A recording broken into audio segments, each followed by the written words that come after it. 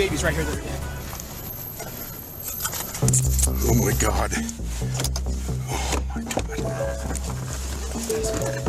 These two guys have been babies been scalped. Unimaginable grief. I'm very sorry, man. Should never happen to anybody. Two little boys who will never get to grow up. I have held both boys dead in my arms, screaming for any ounce of hope that I would get them to live. Silence and secrecy. Both of our families are victims of a system that failed us at every turn. Powerful people who preferred to keep this hidden. How many families have to be destroyed? An unrelenting search for answers. So he's got another appointment. You're not going to get one. The hidden truth brought to light. What would you do to change that? I would pass a law that says they have to report. And not only held the system accountable, it helped change it. Thanks for joining us tonight. I'm Brian Schnee. For more than 3 years, 2 News Investigates has exposed a blind spot in the system stemming from a tragic case involving the murders of 2 little boys by Kent Cody Barlow. A system that failed to notice his drug relapse. A system that had a blind spot. And a system that had no requirement for mandatory reporting of missed or failed drug tests for offenders on parole. 2 News Chief Investigative Reporter Wendy Halloran has been fighting for more than 3 years to bring the full truth to light. Wendy. Well, Brian, early on, an attorney for one of the little boys told me this has caused unimaginable grief and pain, and suffering is a phrase some people mock until it happens to them. He said, it is real, all too real, every day, every night, as long as you live. We believe the work you do is valuable for this community in which we and our children live. We hope it will help make the community safer for all our children. Tonight, after attorneys for the state of Utah early on fought us tooth and nail to keep how this happened a secret, the Utah Department of Corrections and Adult Probation and Parole, under different leadership, recognized the veracity of our years-long investigation and urged 2 lawmakers to add language to a bill closing this deadly blind spot. Confirmed 2 juveniles, 1085 Echo. Don't look. Two helicopters. We have 2 birds coming so far. I called them. Bobby Ratliff, Odin's father, running frantically, his world about to be shattered. There is a possible father over there. Yep, we've got Another one over here. Jeremy Jackson about to learn the awful realization. Trying to find a blanket to cover these up. Who are you? This is Dad. I am Dad. Okay. This is Dad to one of the kids. Yeah, Okay. This is my wife's van right here. I've got 2 kids in there somewhere. Okay. One. Okay. One. I've got 2 kids Where's your over here wife? somewhere. The Brooke. wife is over here. Come on. She's right over here. Finding his wife, Brooke, Odin's parents, Teresa and Bobby. How are you guys involved? My son, he killed my son. Those are your children over there. One of them is mine, the other one is over there. Mine is the one in the red and white shirt. We've got 1 adult male, 1085 Charlie to Delta. How about you? What? I'm fine. Who was driving? Okay. The man behind the wheel, Kent Cody Barlow. That night, Kent Cody Barlow left on a Life Flight helicopter, unconscious but alive and breathing. While Brooke's son Hunter and his friend Odin, No longer looking like themselves, Hunter and Odin left in body bags and biohazard containers. So how did this happen? We obtained records of what Barlow's parole agent documented, but his entry the day after the crash was completely blacked out. We appealed. UDC did not budge on the entry that was completely redacted. They still kept the information hidden. We took our fight to the State Records Committee. Attorneys for the state fought aggressively to keep it secret. Assistant Attorney General Blaine Hansen argued treatment providers should not be publicly identified, and releasing Barlow's medical records is an unwarranted invasion of personal privacy. And we agree, while the circumstances are tragic around Mr. Barlow's recent violations, with the information that remains redacted in the offender history report, we don't feel that the public interest outweighs our interest in retaining the documents private in this case. Hansen knew what was written in Barlow's supervision records because he had been provided an unredacted copy from UDC to help defend them during the appeal at the State Records Committee. So I understand that they can't see the information that's redacted, but it's our position that the remaining information that's in here doesn't raise to that public interest that they're seeking out in their appeal.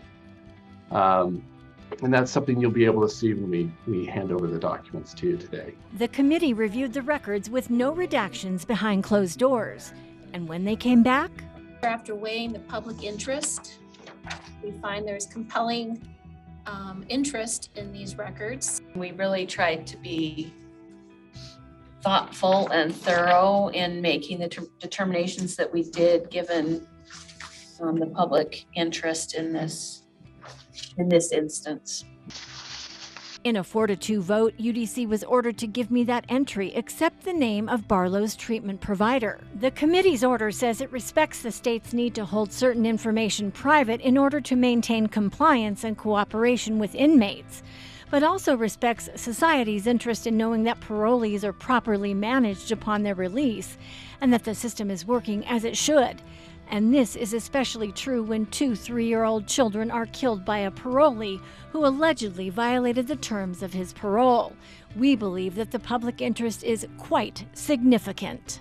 Hunter, are you having fun? Yeah. What you doing? Riding and going. Kind of. You want to keep going? Okay, say let's go. He's so grumpy. First of all, sorry. This isn't an easy situation, and nothing I say is going to make it better or make you feel any better. I want you to know I have kids, so I feel your pain, for sure, okay? But in the final hour, Assistant Utah Attorneys General Dan Bakavoy and Peter Strand filed a complaint in district court, naming me individually as a defendant, KUTV 2 News, and the Utah State Records Committee, and refused to give up the records, getting a judge to seal their complaint. That entry was leaked to us by a whistleblower. What lies beneath reveals Barlow tested positive for meth weeks before the crash and never went back to Wasatch Behavioral Health, his treatment provider, for 21 days before he killed Hunter and Odin. His parole agent noted Wasatch did not tell him. Utah's Drug Offender Reform Act, known as DORA, treatment providers were required to report failed or missed drug tests for people in court-ordered treatment. But after Utah sent this letter to expand Medicaid in 2019, those rules changed. HIPAA restrictions meant providers could no longer be legally required to report.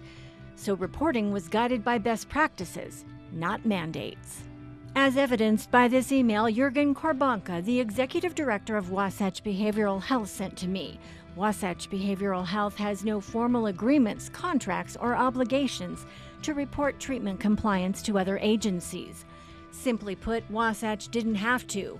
But after we exposed this blind spot, it changed to hopefully help prevent tragedy in the future. Had we been familiar with this failure in the system, we would have taken steps earlier to correct it. Unfortunately, it took this event to make us aware of it. This just requires those who are on parole or probation to sign a HIPAA waiver if they are required to do drug testing so that their parole officer knows the results of those drug tests. Third substitute Senate Bill 74 passes this body. Senate Bill 74, now law. As part of the conditions of parole, if the offender's parole is routine or random drug testing, the parole board orders the parolee to sign a HIPAA waiver, allowing the treatment provider to notify their parole agent about the results. This is a great tool to help hold those accountable who are going back into society and help hold them accountable by those who have stewardship over them. It's unfortunate that a tragic event had to happen to bring this to light, but we have fixed this issue. And that's correct. They have fixed this issue. In fact, more than 16,000 parolees and probationers have to sign the HIPAA waiver in their parole and probation agreements.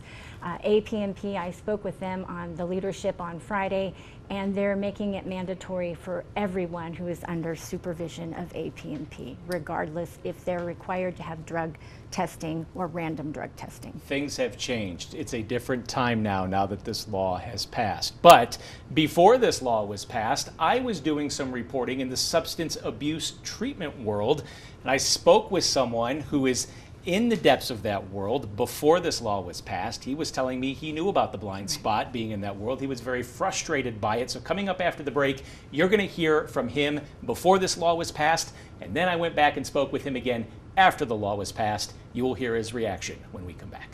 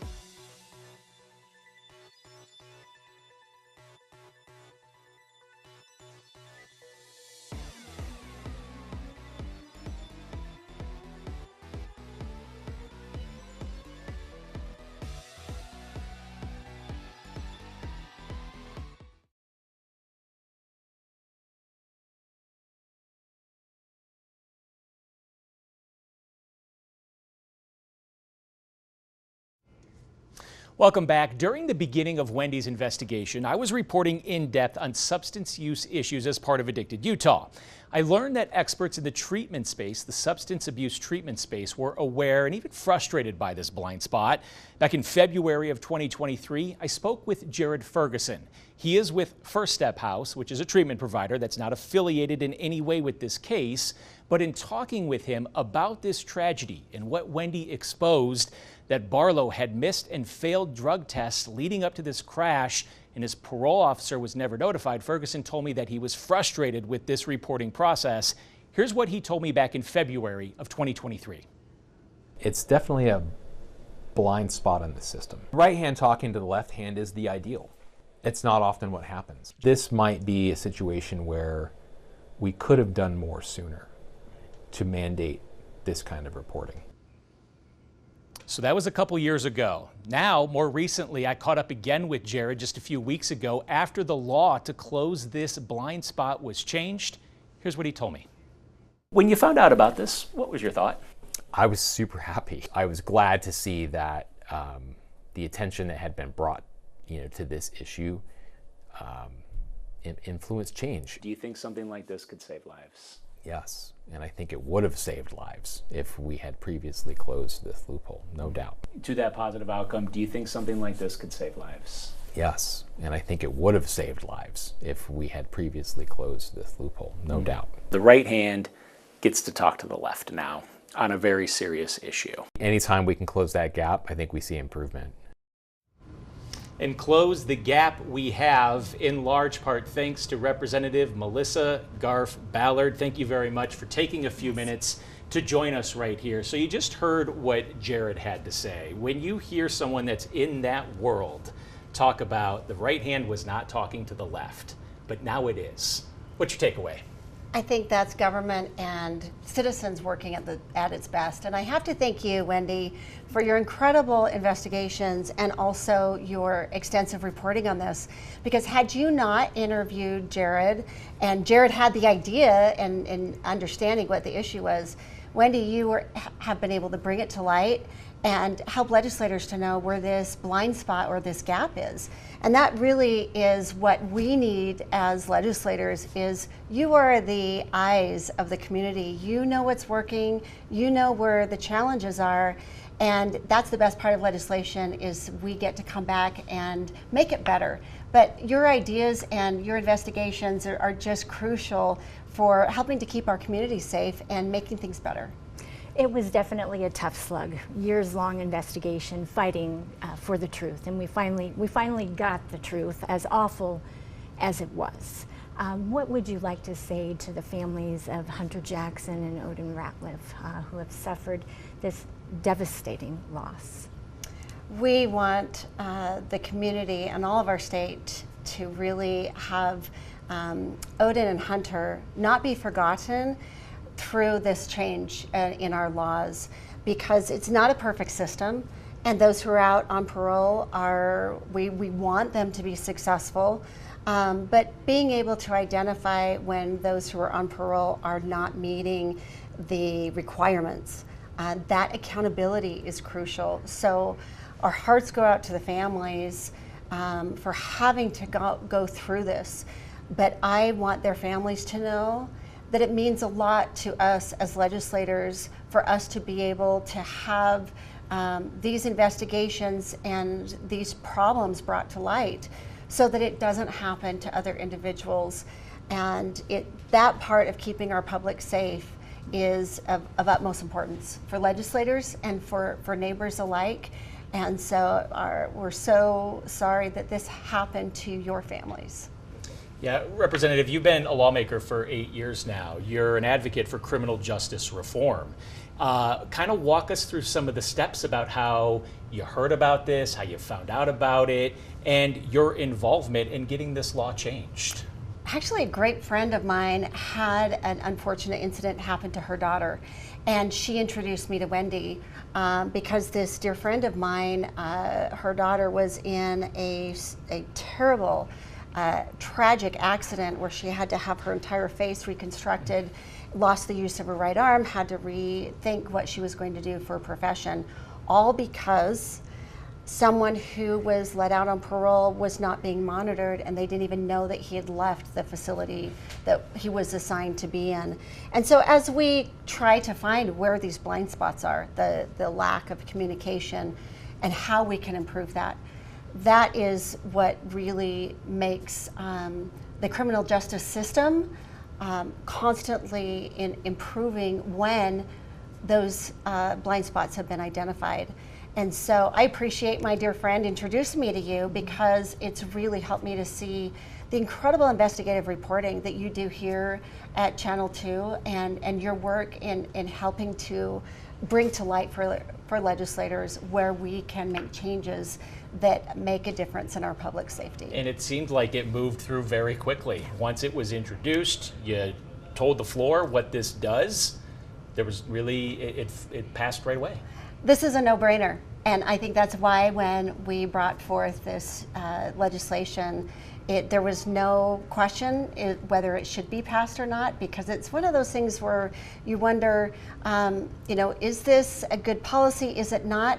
A lot of times we just don't know those natural changes that should be made that seem to be best practices, unless we're told that this needs to have action and change. So again, I appreciate Jared coming forward and sharing that with you, and also this report, because when the legislature has these kinds of policies, it really is substantial, because it helps our communities to be aware of how they, in their own professions, can step forward in being able to help make improvements and give suggestions.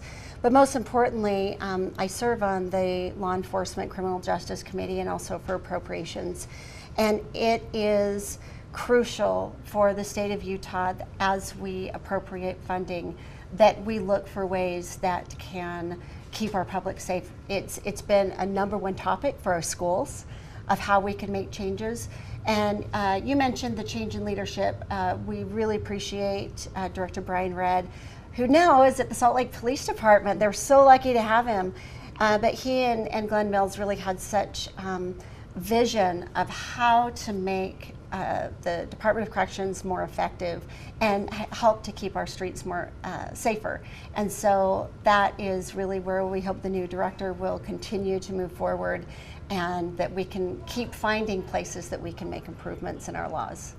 We definitely had some transparency issues early on, as you saw with the redaction of those records, and then the fight at the State Records Committee, and then they turned around, UDC, the Attorneys General, and filed a complaint against me, KUTV 2 News, and the State Records Committee, and they wanted a judicial review of that.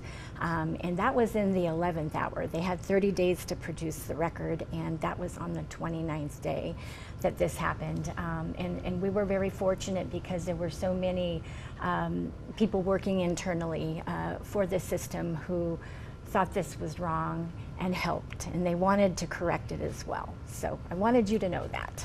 Well, I appreciate you sharing that also with the public, because sometimes leadership has great intentions, but it takes asking important questions to be able to make things more accountable and more transparent. So I appreciate that you continued in pursuing that transparency. So thank you. And the change has been made. Thank you very much for your time and You're your welcome. context Thank you for around having this. me. We do appreciate it, and we'll be right back.